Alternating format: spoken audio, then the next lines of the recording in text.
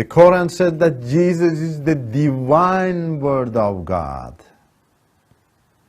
Again, Surah Ali Imran in verse 45 and Surah An-Nisa in verse 171 say that Jesus is the Word of God. In religious philosophy, only God is called the Word. The Word is the philosophical name for God. If you ask the Muslim philosophers, what is God? Their responses will be, He is the Word. Interestingly, the Quran describes Jesus in the same way that God is described in Islamic philosophy. In other words, when the Quran says that Jesus is the Word of God, it means that He has the nature of God. Let me tell you how God as the Word works among people. When it comes to practice, the Word of God describes Himself in two ways. One way is through the written words, but the second way is through the personal revelation. Through the written words means that the Word of God describes Himself through the heavenly scriptures. Through the personal revelation means the Word of God reveals Himself personally.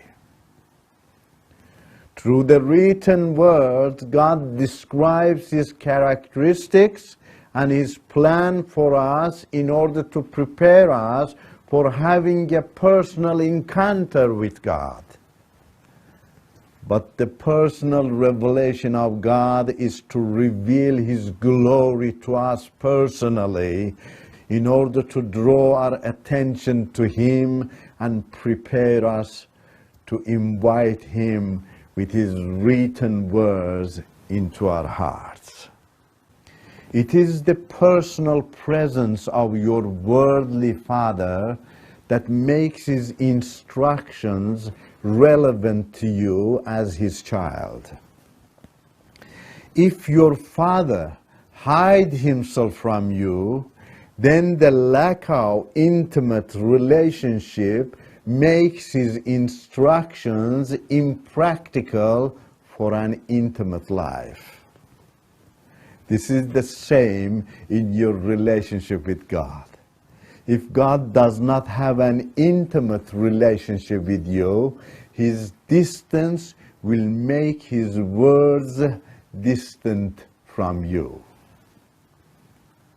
Since the Quran says that Jesus was touched by God personally and also calls Jesus by the personal name of God, it means that Jesus is the only one who can bring the written word of God or the Holy Scriptures into your heart and save you. This is the highest heavenly title that the Quran attributes to Jesus, but not to Muhammad.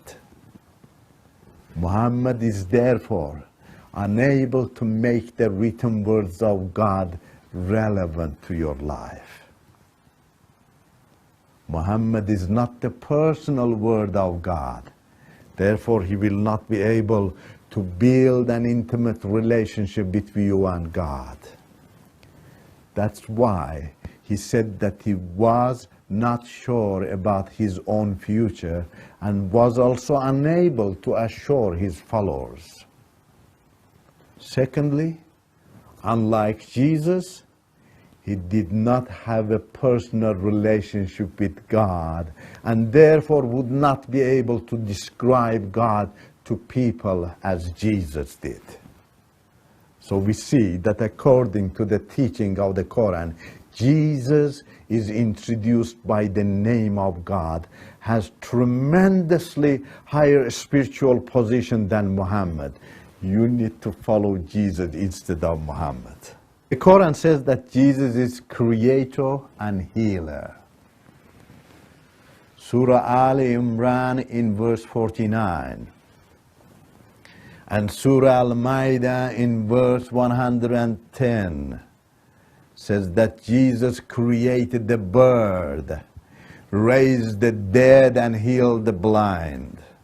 According to the Quran, Jesus is still alive and in heaven. Since he is alive, he still has power to create, to heal, and to raise people from the dead. But Muhammad did not have such heavenly power. All people need someone to heal and give life to them. We must honor a life-giving person more than the one who does not have such power. Wouldn't it be good if Jesus were your leader and you had assurance of healing and life? It would be good for you to follow Jesus.